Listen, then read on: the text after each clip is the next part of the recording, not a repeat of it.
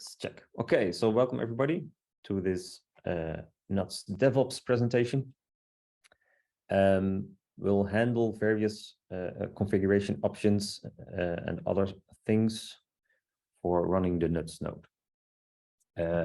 It's not a complete overview of all the options available, but it will handle the most important parts. It will also point to the documentation where necessary. Okay, so agenda.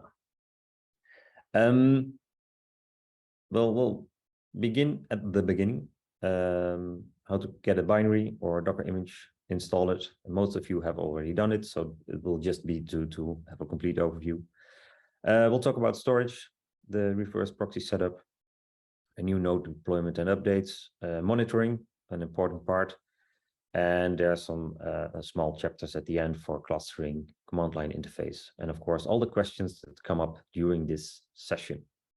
This picture is also on the documentation site, and it gives the quite complete overview of all the data traffic that goes in and out of the Nuts node. It's a nice piece of documentation to have. We'll not use it right now because it has too much detail. Okay, we'll start at the start. Installation, obtaining the binary. So this is something most of you have done already. Recommended way is using a Docker image, which is available on Docker Hub. There's a latest tag that points to the latest bug fix version of the latest minor and major. You can also create a Docker image yourself from source code. If you do not trust us, you can check out the source code, get the correct tag, and then use the make file to create a Docker file. If you do this, it is recommended to use the make file because it also injects the version number and GitHub hash into your binary, which can be used for debugging when problems arise. You can also create a binary from source. You have to install the Golang runtime and do basically the same as with creating the Docker image, but then run make build. If you're very adventurous, you can also create images this way for various platforms. What we did is put most of the relative documentation pages on the bottom of each slide when available. What we'll also do is send you a PDF at the end of this presentation. So no worries, you can always view it on YouTube, but also read it on in a PDF. And of course, consult the documentation site. Okie dokie. Minimal system requirements, something we did not discuss previously. Most of you probably got the hint when we said it runs on a Raspberry Pi. So minimal system requirements are like a typical small cloud virtual machine. Given the costs of these virtual machines, it's almost impossible to get something cheaper, I guess. You could maybe get a half a CPU or even less memory. But I think most of you will probably think it's fine to have something like a single CPU and 512 megabytes of RAM. So this should not be a problem, I guess. Okay. Basic configuration. This will probably introduce something new for most of you. Something you have not done before in the development network, and that is the strict mode configuration. So in the gray box is a part of the Nuts configuration file. Verbosity is something you might have played with before, so it handles the log level. What we always do for acceptance and production is put it on warning or even error. But strict mode must be set to true. There's some security issues or there's some security helpers in the binary that prevent false configuration. This is also helpful in the case of updates. So if we create a new major version or a minor version with new features, there might be something connected to strict mode. So this helps in preventing security problems in various ways. So set it to true for acceptance and production, and it's safer.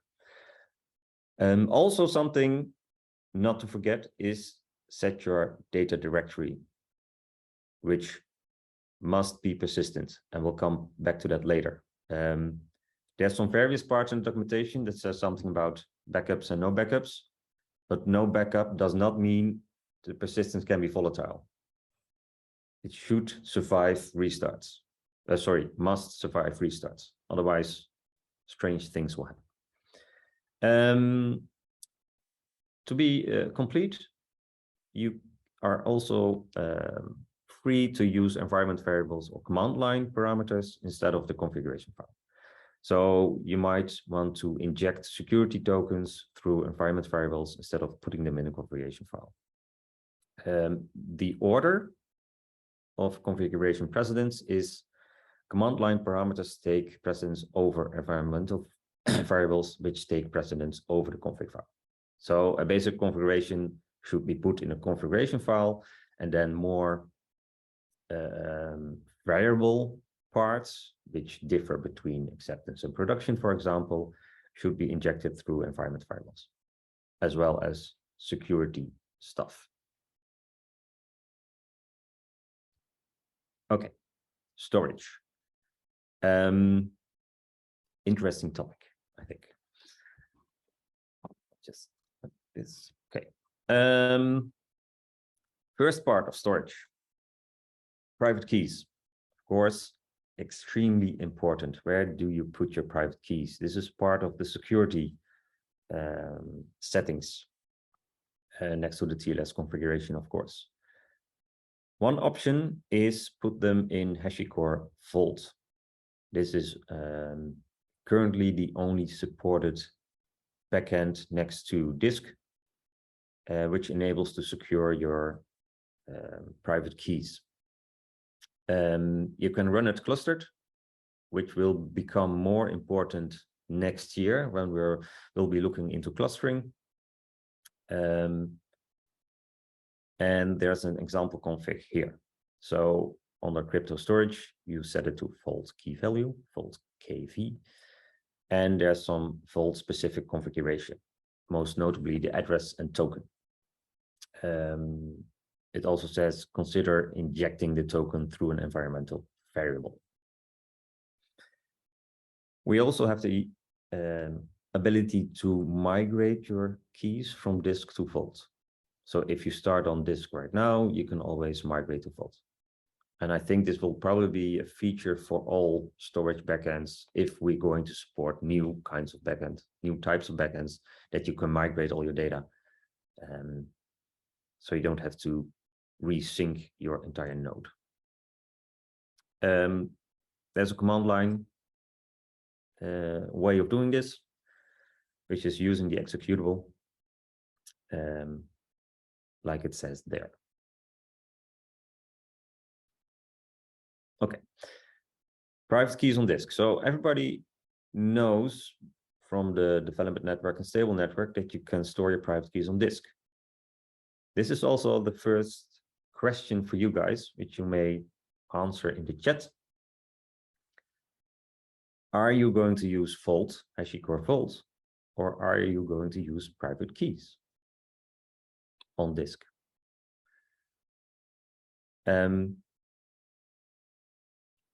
Which makes it very relative to know for us.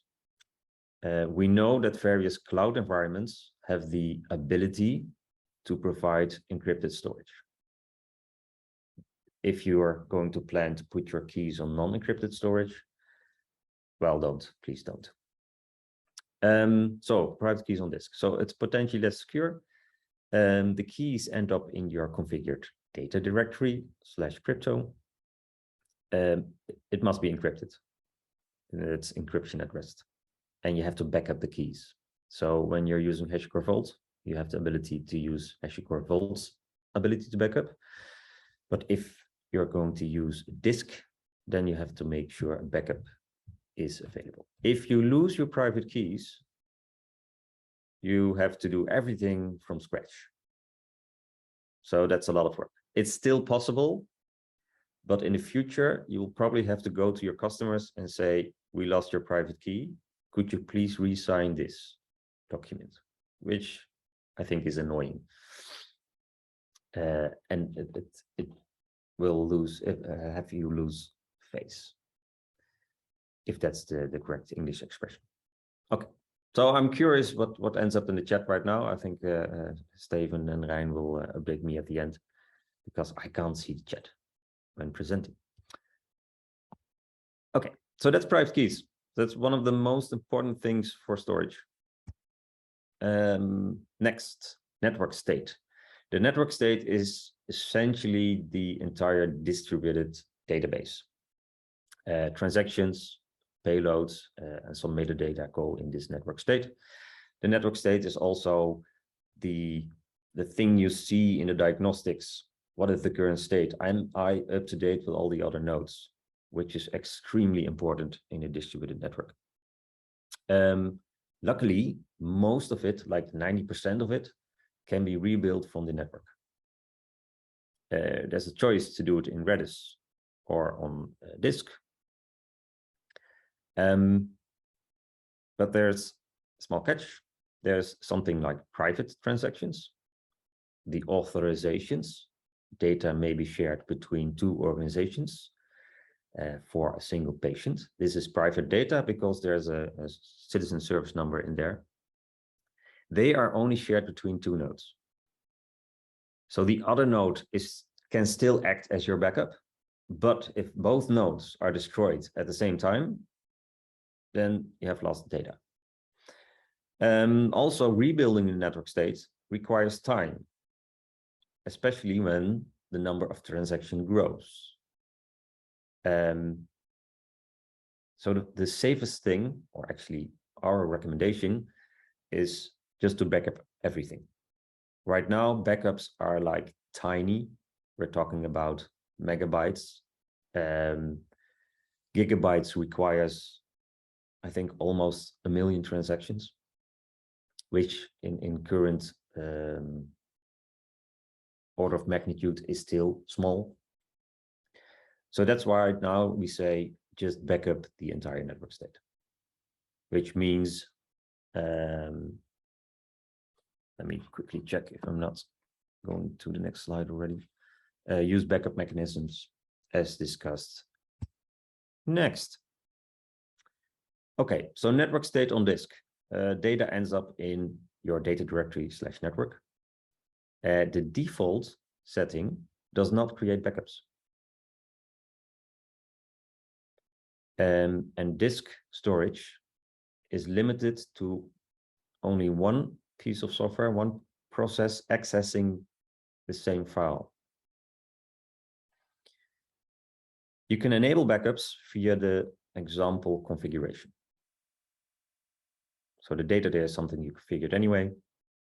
But under storage, if you want to use disk storage, you have to configure your bbold backup and then the interval and the directory where you want to place the backups.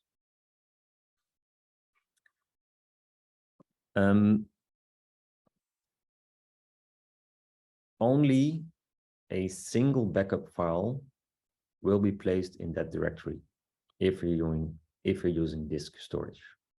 And it will be overwritten in this case, every hour.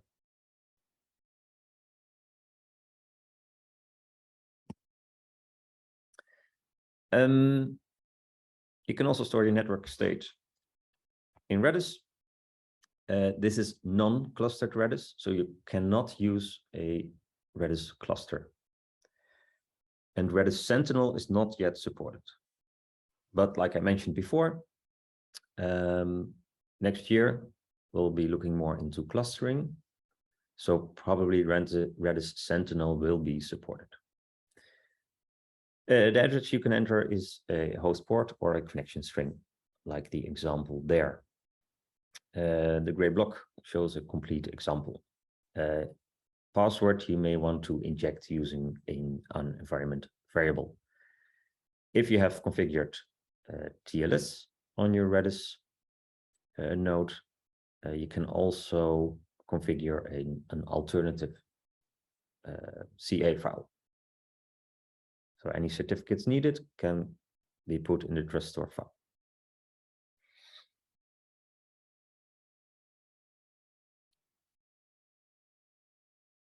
Okay, I think this is almost the latest part of storage. We talked about private key storage, and we have network state storage, which is your raw data. The NUTS node also supports searching for data. And for that, it has some search indices, or actually one important search index. And that's the one for searching verifiable credentials. That's what you also use when you search for an organization name, or when you search a particular credential for revoking it. This index is always stored on disk on the local file system. So that's why we say your configured data directory must be persistent. It must survive restarts. Otherwise, your search index is gone, which will probably give you problems like, I can't find the VC anymore. It can be rebuilt from the network. So when you back up your network state, you can rebuild the index. The data goes in data-dir/VCR, but it's actually the same as with network state. Rebuilding requires time. It's also an explicit command. So there's an admin required that calls a specific API. More on that later. So it will not be automatically rebuilt. Conclusion, put it on persistent storage, but no backups are required. So rebuilding the search index is only required when you restore a backup, which should not be required, but there's an option to do it. Okay. One last part, which is a bit of a weird part. Trusted issuers. From application development, we know we have to trust certain DIDs. We have to trust certain public keys within the network, so we can safely assume that they are the vendor for a certain care organization, and we can call their services. These trusted issuers are stored in a separate file, basically because trust should be a configuration and not a runtime parameter. Currently, it's something we configure runtime, but trust should be configured time. Therefore, it's currently in a different file. This is also something we have to look at probably next year, because it's a bit weird. It's like conceptually it's sound, but practically it's a bit weird. This file, this data-dir/VCR trusted issuers, should be part of your backup procedure.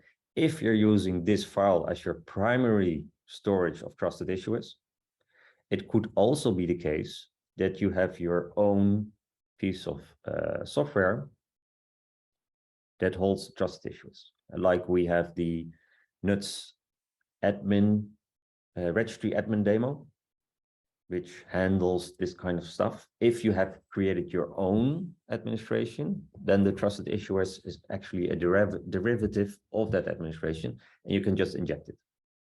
But if you're using a node as your primary storage for trusted issuers, you have to back up this file. And it should be in persistent storage. Otherwise, if you forget this file, you update your node. This part was in volatile storage. You have a new container. Volatile storage is gone. Then you cannot find any credential anymore because nothing is trusted. It will probably give the same result as an empty node, which can be very confusing. Okay, that's the final part on trusted issuers. Okay, some limitations.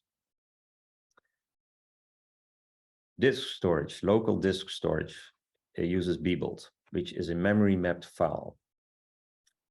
We have seen in hackathons that network mounts can be problematic, especially Samba protocol, which is the default on Microsoft Azure.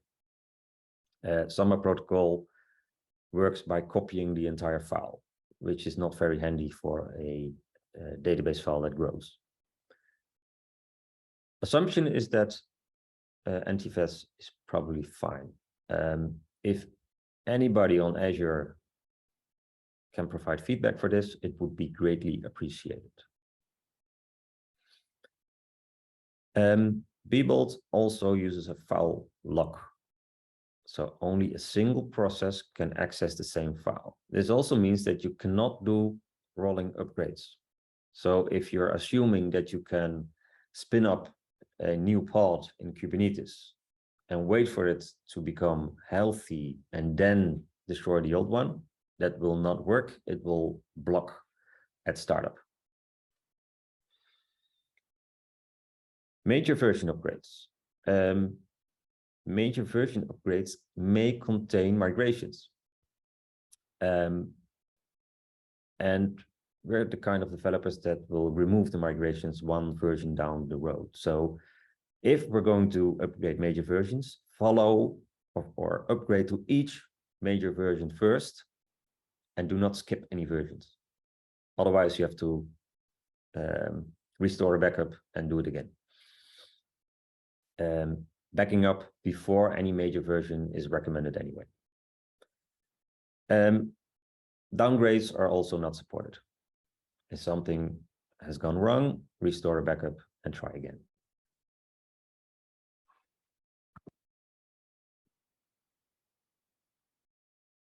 Backup and restore procedures.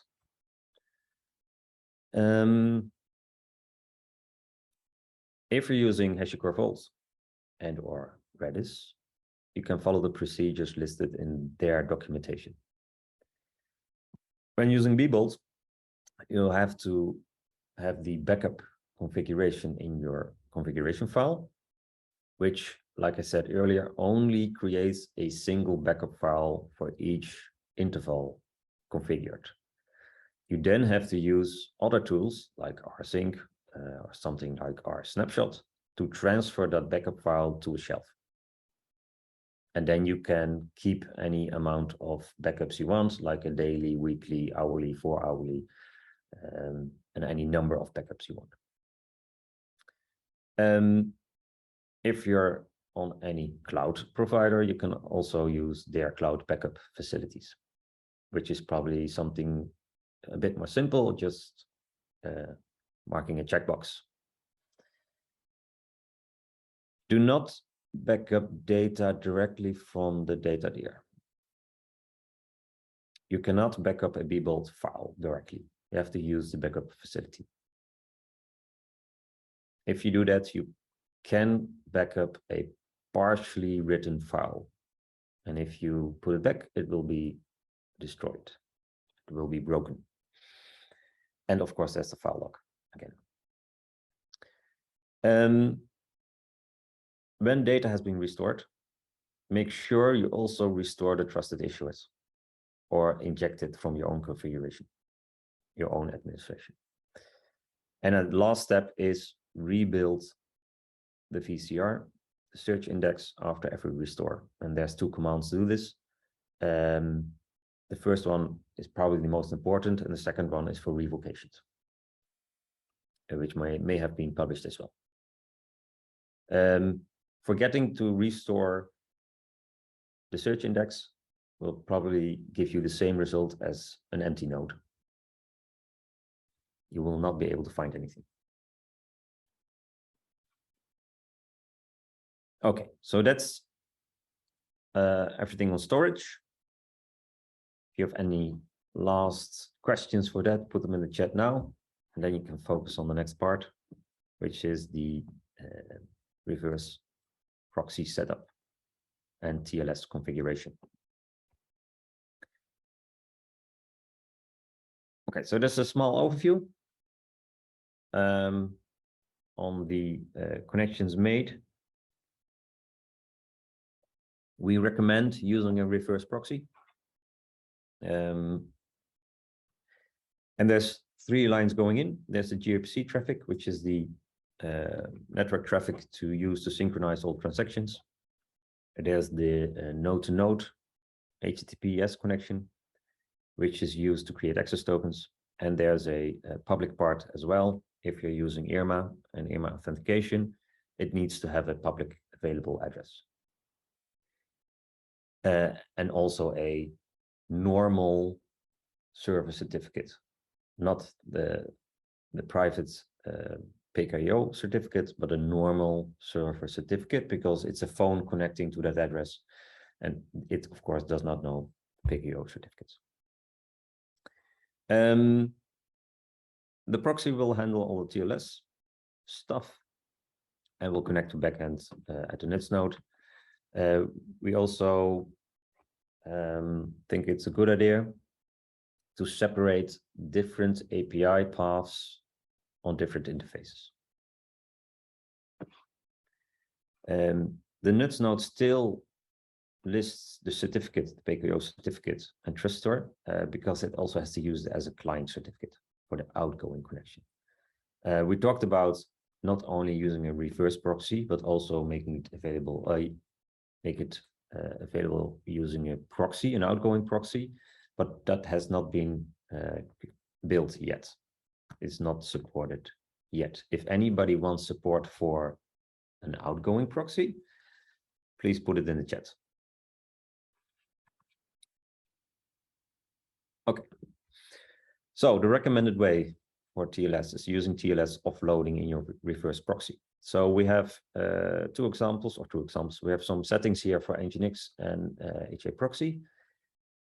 We would like to get some feedback on people using Kubernetes and their ingress configuration, their kubectl YAML configuration, and what they are using.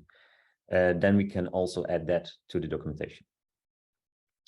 Okay, so there's 2 things you have to do in your reverse proxy. You have to configure a client certificate header.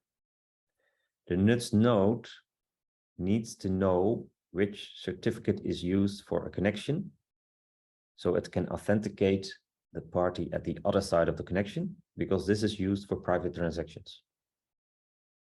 If it cannot authenticate the party at the other end, it cannot send private transactional data. We do this by setting the XSSL cert header. And Nginx uses the escaped form, and HA proxy requires the base VNSystic encoded form. This way, the reverse proxy will offload or will terminate the TLS connection, will put the certificate in an HTTP header, which is used by gRPC and used by the NUTS node to authenticate the party at the other end. The settings you have to do for this is TLS offload incoming and cert header XSSL cert. I think there's a remark further down one of the slides. This is the new version 5 configuration.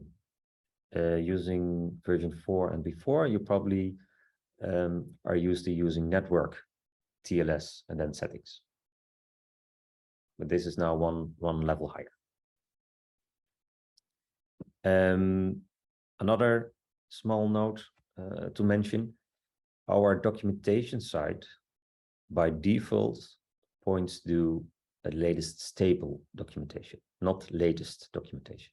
So some stuff mentioned here is only available on latest, which is version 5, which is still the master branch. Version 5 will probably be released in hopefully 2 or 3 weeks. Okay. There's also the X-forwarded4 header. Sometimes there's the XWLP header. This is used for diagnostics and logging. So some of you might have already used the reverse proxy and might have noticed in the diagnostics that you see the incoming connections and they all list the local IP address of your reverse proxy. Setting the X forwarded for header will fix this and will give you the external IP address of that connection. Also, the HTTP API logging will use this header to list the IP address of the actual client and not of the reverse proxy.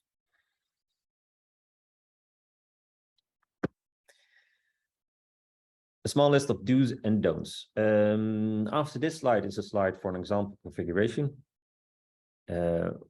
which lists some of the do's. The first one, which is probably already an annoying one. And we know this from experience. You have to check the certificate revocation list for the PKIO certificates. For example, Nginx can only use a file for checking the certificate revocation list. You have to make sure this file is updated at regular intervals. Hopefully, each of you already has something like this configured, because if you have dealt with UC service certificates or PKIO certificates in mutual TLS, you probably have this already.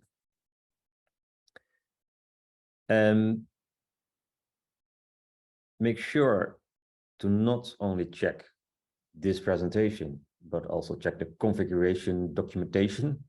For example, Nginx has some extra documentation on maximum message size and buffering.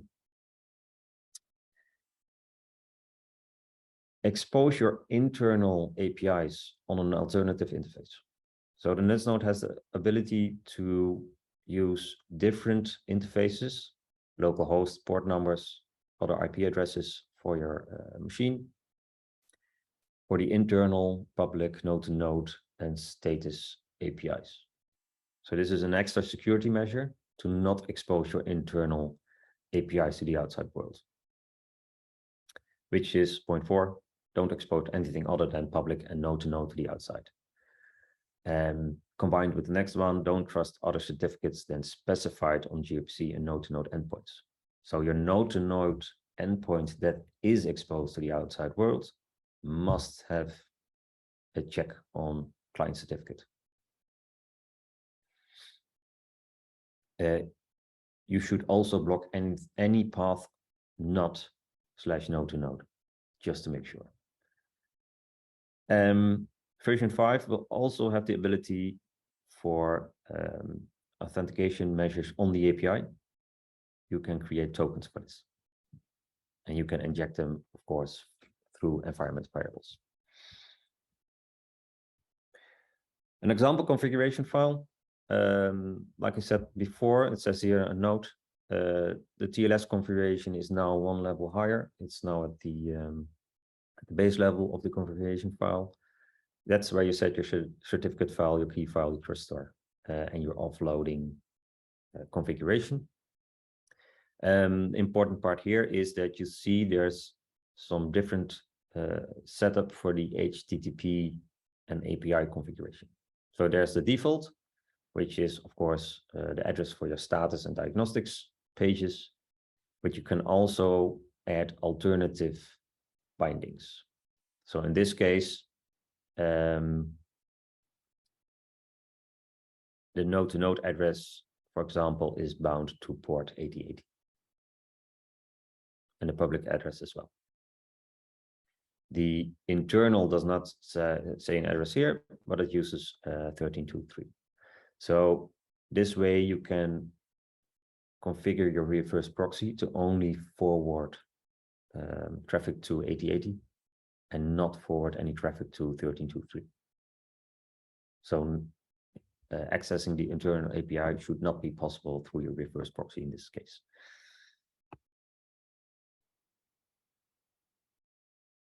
Okay, let's see where we're at.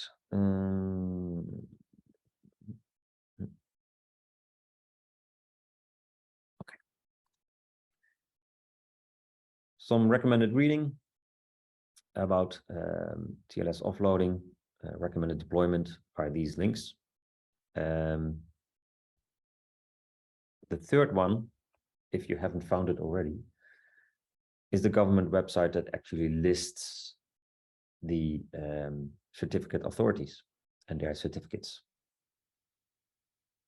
We already received one piece of feedback that said, could you provide a single file with all the government certificates in the right order? Because you have to download, I think, 3 or 4 of them and put them in a single file yourself. And select the right ones. And also a new version 5 feature, API authentication for your internal APIs.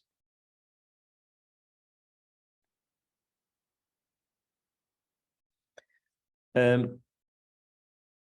small addition for the IRMA configuration. IRMA requires a public URL. You can configure it through auth.public URL. This is a URL that requires a normal service certificate, like Let's Encrypt or GoDaddy or whatever certificates. It says IRMA server embedded inside the Nets node, so you don't have to run a separate server. But it must have TLS configured, because I think the IRMA client does not allow any non-TLS traffic anyway. The contract validators says here is a list of just IRMA. The valid options are IRMA, UZI, and dummy. Dummy is one of those configuration parts that is not allowed when using strict mode. So if you try to use dummy here and enable strict mode, you probably get a warning or an error in your when you start the node. Okay. Deploying a new node, or actually updating a new node, deploying a new node.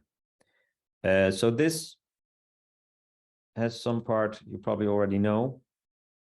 And it also has something we're currently looking at as being annoying, especially for us in tests and automated tests. So, of course, you have to do all the installation stuff we mentioned earlier. And then you have to set up the configuration for joining the network. There's some parts highlighted here. Number 2, decide which bootstrap nodes to use. This is, of course, also a trust issue. Currently, we're using Slack and the development channel to announce our nodes, which, of course, everybody can do. Basically, selecting the bootstrap node defines which network you're joining. So if you make an error here, for example, you join the test network instead of the production network, then your node will be a node in the test network. You cannot reassign it to be on the production network. You just have to kill it and start over again. So select the correct address. It would be nice if each vendor has something in their URL that defines the type, the network type. Of course, if it says nuts production.vendor.something, then people will know it's a production node and not a test node.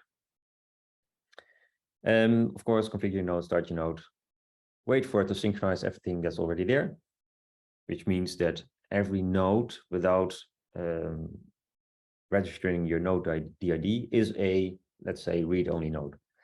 You only need a PKI certificate to join the network and read everything that's there. But you can't join into private transactions and actually be very useful. Register your node DID. That's most of you have done this, which is nothing more than just creating a new DID and storing it somewhere also in your own administration. We have received requests for, could you list all DIDs for which I have a private key?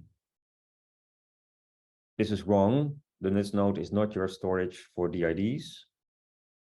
You have to store the DID and give meaning to it. So it has to be stored somewhere in your own infrastructure administration. Step 8 is something that annoys us as well in test. You have to restart the node for the configuration to take effect. Something that returns every hackathon as well. After doing this, check the status diagnostics, because when you synchronize with the entire network, it has also received all the other addresses from all the other nodes, and it only starts connecting to the other nodes after a restart. This is also a feature for one of the next versions, that it will automatically start connecting to other nodes when those nodes update their information, or when the DID documents are updated, actually. So you check your diagnostics to see if you're connecting or other nodes are connecting to you, and if you are connected to the network. This is what I said earlier, the bootstrap nodes. You only require a bootstrap node for the initial sync. As soon as you have a database filled with DID documents, which lists other nodes, the nutscom endpoints in those DID documents, then it will be able to automatically connect to all the other nodes, and you no longer need a bootstrap node. This is the example configuration. It says trustworthy.nl, so it should be a trusted node. Important.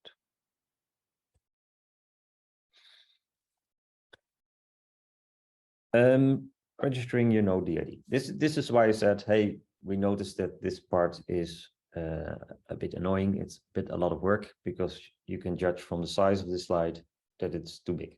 So it should be simpler. We're looking into that, but that is a future version. Your node DID.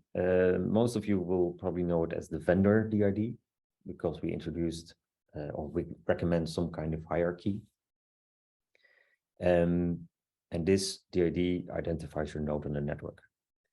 This is required because if we do not know the identity of a certain node and how this node is connected to the big IO certificate, we don't know if a connection can be trusted to send private transaction or the authorization credentials. And we do not want to expose citizen server numbers to the wrong node.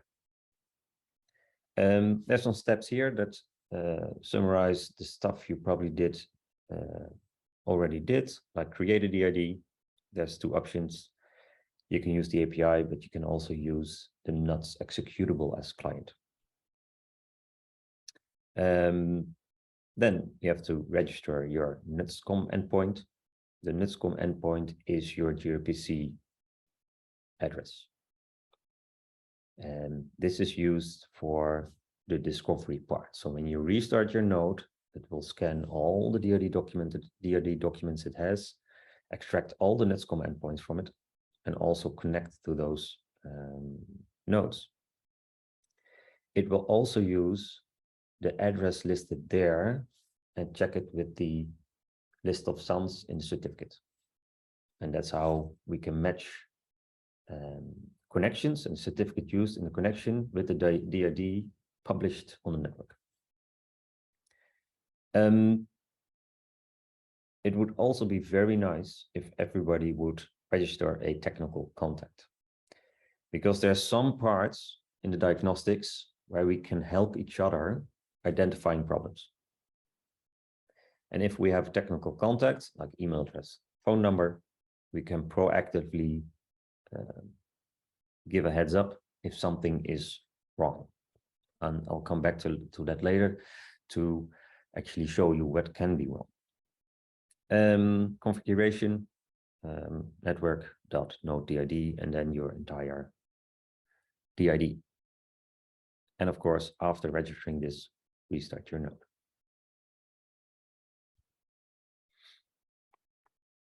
Software updates, something I already mentioned before. There's at the backup stage, we use semantic versioning. Anything other than major versions can safely be upgraded. We always publish release notes on the documentation side, which may list some additional steps for major versions. The same can be found on GitHub. So every tagged version will also have a release, which also lists the release notes. There is a certainty that major releases will occur when we release new versions of the specification. We are about to finalize the version 1 of the specification. So a version 2 of the specification will be a major version anyway. And only the last 2 major versions are supported. This is also required for the contracts that are being signed, which state that you should not run a specification version older than 6 months, which means there's always 2 specification versions we have to support, which also means there are probably 2 major versions we have to support. And why is this important? Because security fixes will only be applied on the last 2 major versions.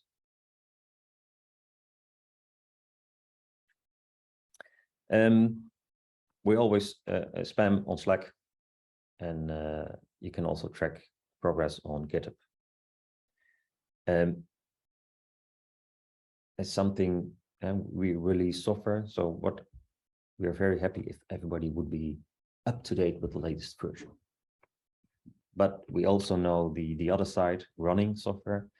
It can be annoying to get up to date to every version if something is released like every week. So, but you probably already noticed that our release schedule is slowing down right now.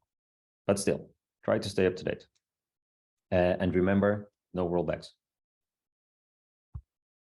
And no rolling updates.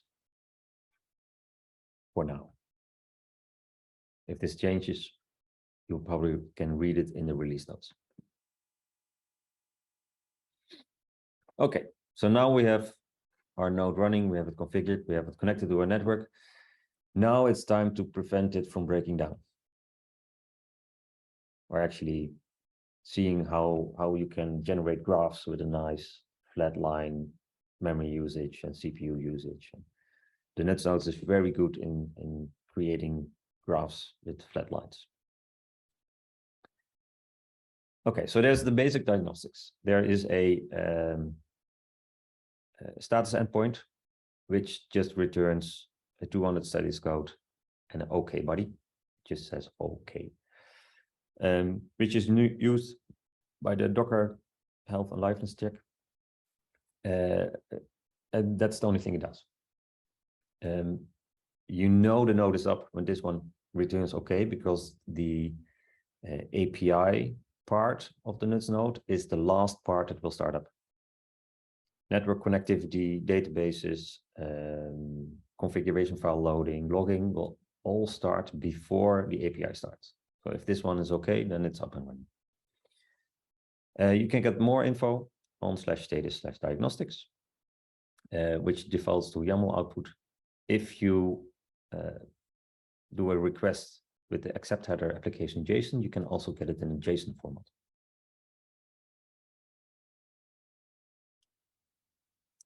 So this is an example output. You probably have seen this already, with a bigger list of connected peers and an even bigger list of outbound connectors. Short summarization. The connected peers shows you to which nodes you're connected. It also shows the node DID of the other end. And especially in test and production network, accept unauthenticated should always be false. It gives you a connected peers count. The outbound connectors are all the published addresses it cannot connect to. There's a backoff procedure, so it will start trying to reconnect a couple of seconds, then minutes, and then I believe the slowest is 1 hour. And we have already noticed some addresses in here that you can never connect to anyway, like people publishing local nodes, localhost, or in this case, ngrok, which is a proxy service, which shouldn't be there. So version 5 also has a feature to filter out any addresses that are nonsense anyway. And we'll probably update this part with some newer features to not list outgoing connections that have been unable to connect to for, I don't know, weeks or months. They will probably not come back anyway. They are gone, so we don't have to list them. And there's a PRID you can use for debugging. There's your own node DID. You configure it in your configuration file.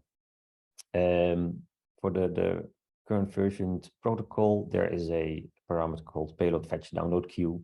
This is the number of private transactions you are trying to fetch from another node. It should be empty.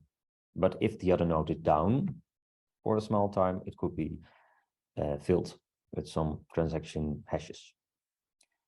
Then there's the state part, which lists the current state of the network according to your node. So there's a single XOR value that should be the same over all nodes. So when debugging or when requesting support from the community, probably the first question you get anyway is, could you post your diagnostics? So we can see, for example, what your XOR value is and the transaction count. Failed events also has to do with not being able to fetch private transactions. Then there's a small status part, which lists the current version of your software and your architecture. So the software version here says master because this output was built from the master branch. But if you build nicely from a tagged version, it will list the version here. And it will also list the Git commit for the version. And the current uptime. Then there's this last part, VDR and conflicted DID documents count. I'll get to that later. It's an important metric. And if you check the current networks, it has a number like 8 or 10 or something. I'll come back to that later, but it's an important metric. Okay, logging. Besides just outputting everything to standard out and checking it when something goes wrong, you can also use it for automated monitoring. Verbosity, I think, should be set to warn or error for production. You can choose your output format, text or JSON. You can set it through the logger format variable. It will always output to standard out. So you don't have the option to output it to file. If you're using a Docker image, it will be captured by your infrastructure anyway. When output to JSON, you can, of course, process it with tools like Fluentd, Logstash, or whatever you're using to capture log output and then filter it on the level. In the block at the bottom, there's an example message that will be output.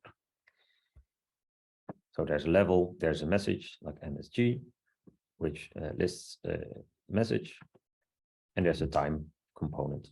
If an error or warning has to do with a transaction, you also get a transaction hash in here.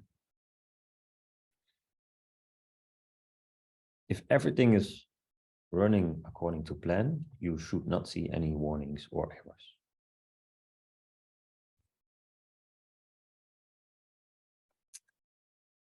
Okay. We have a distributed network with a distributed network state. The biggest challenge in a distributed state is knowing you are missing something, which has a direct influence on your users, because they might be assuming something of data is available, but your software will say, oh, there's nothing available. There's no new data for this patient. So missing something is very important to monitor. You can be missing authorization credentials, for example. This is listed in the diagnostics. There's a network state failed events, which should be 0. There are multiple events that can fail. Fortunately, there's an API for that. After checking logs, of course, for warnings and errors, you can also get the status of all events currently internally of the node. So there are different parts within the node that communicate with each other, and they use events. And these events are transactional, so you cannot lose them. They're stored on disk or in Redis, so they are persistent. The API listed there will give you a list of all the events that failed, and will also give you the reason why they failed. I think currently in the stable network, there will probably be some events in there that say invalid credential, a VC requires a minimum of 2 types or something. Somebody created verifiable credentials with a single type, which is not allowed. Those kind of errors we'll probably have to fix in the software anyway, because it's not a real problem for all the other nodes. If you're missing authorization credentials and you know the reason, you might want to contact the other party, the operator of the other party. And that's why the contact information in your DID document is also important.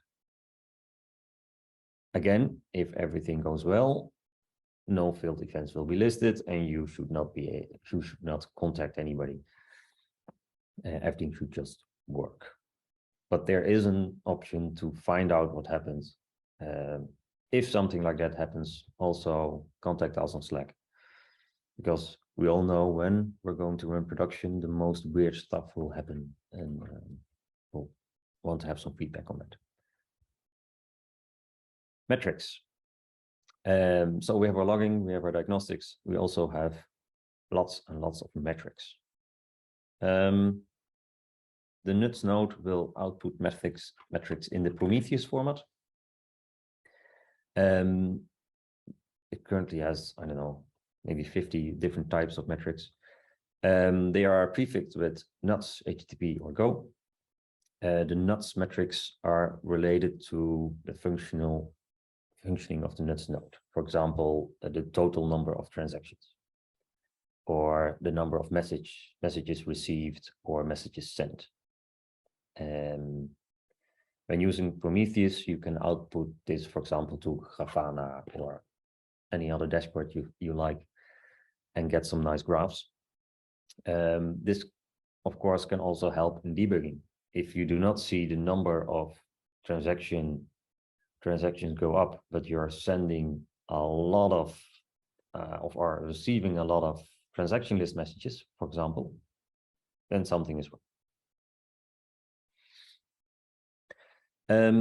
There are also some HTTP metrics, and they are mostly related to the node-to-node API, your own internal API, and the public API.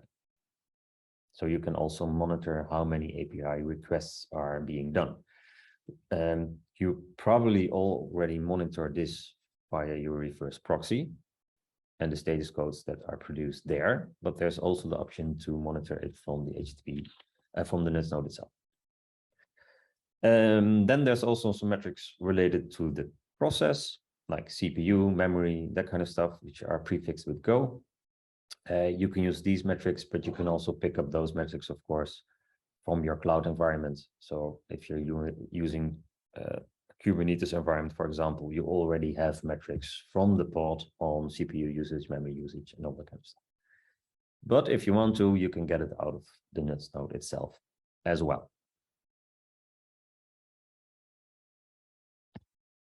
Okay, back to the conflicted DID documents.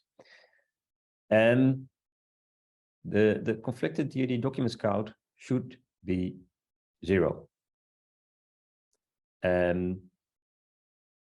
We know there's a bug in our registry admin demo, which creates parallel transactions, or which is able to create parallel transactions. This is something you do not want. For example, if you're updating your DID document because you're doing a private key rotation, Doing 2 private key rotations in parallel might give a state that one of the keys cannot or can be used. So which private key are you now using? Which is, I don't know, would be weird. Also, what the nuts node does, it will not, for example, in the case of a private key rotation, 2 parallel private key rotations, it will not choose one or the other. It will merge those 2 DID documents and will allow both keys to be used. This is not a problem if you have lost one of the keys and using the other one, but it might also indicate that somebody stole your private key or has access to one of your old private keys. Because with an old private key, you cannot update the latest DID document, but you can update an old version of it, which means you have 2 parallel DID document updates. So this count, if you do not know where it came from, might indicate somebody stole your keys. So that's why it should be 0. Right now, it's an indication for us who is using our Nets registry admin demo, because that one has the tendency to create parallel updates. There's an API to find out which DIDs are conflicted. It's on internal VDR v1 DID conflicted.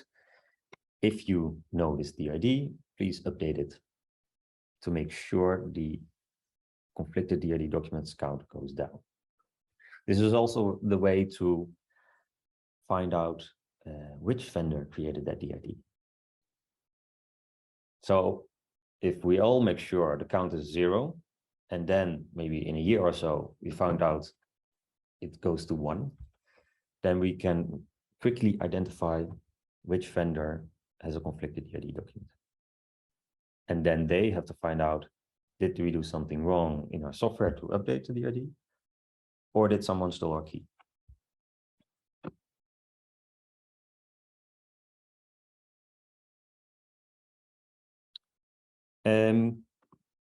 Connectivity issues. So in the example of the diagnostics output, there is a list of nodes where your node wants to connect to. And if there's a specific DID in there with an address which should be able to connect to, then hopefully people have added the technical contact info in the DID document, so we can call each other like, hey, your firewall has closed this port, so we can't connect to you. And if multiple organizations call each other, or multiple vendors call one single vendor, then they might have think, oh, we might have done something wrong. People can't connect to our node. Still, this is not a problem, huge problem, because every connection that is made by the Nets node is bidirectional. So if people can't reach you, but your node can still reach 10 other nodes, then that's fine as well. It's not just that nice. People should be able to connect each other. But that's still possible. Connectivity issues, yes, check. Okay, so now the last few examples, a few subjects. Clustering or high availability, in short, not supported. Future work. So don't think you can put a reverse proxy and then load balance to different nodes. No, will not work. Because of reasons. Future work, we're going to work at it. No worries, it will be there.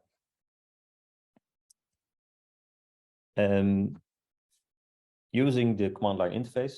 This is also a nice question from the chat. Has anyone ever used command line interface option?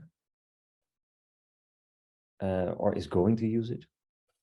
If so, you will probably make Rijn really happy. Otherwise, he will be very lonely, and he will be the only DevOps person using the command line interface option. What it does is that the nuts executable can be used in server mode, but it can also be used in client mode. So the same executable can be used as a client to talk to your server instance. And then it gives you some commands which are easier to type than the API calls you have to do. So you have several options, of course. If you just have the binary, then you can just use the binary and, for example, do a VDR create the ID, and that will output a DID document. You can also do, of course, if you're running in Docker, do a Docker execute, and then it will use the executable in the Docker container to call its local server. And of course, you can use the executable to call a remote address. So if you have the binary or you have the Docker image locally, you can also use it to call the nuts node remotely, which makes it more interesting to actually use it as an administrative tool. Either by the binary or Docker image.